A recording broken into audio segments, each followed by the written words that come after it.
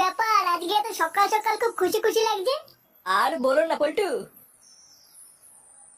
গ্রামে না একটা নতুন হোমো এসছে।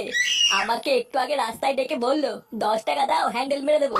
সে যে কি মজা গো পল্টু, আর কি বলবো। সকাল সকাল মনটা পুরো ভালো হয়ে গেল। কি বললা? 10 টাকা দিয়ে হ্যান্ডেল মেরে দিল? তা নয় তো আর কি বলছি গো ফুটো। তোমরা কিন্তু আবার এইসব কথা কাউকে বলো না, ঠিক আছে? না না দাদু, আমরা কাউকে বলবো না। লেওরা তুমি কাউকে বলো না। আচ্ছা আচ্ছা, ঠিক আছে ঠিক আছে।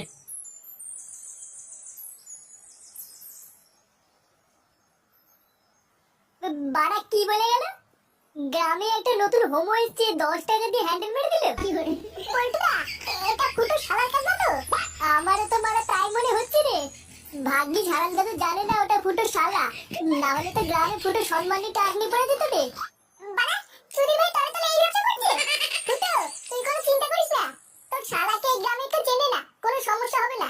হ্যাঁ তুই কোনো চিন্তা করিস না, চল মদনের দোকান থেকে চা খেয়ে আসি।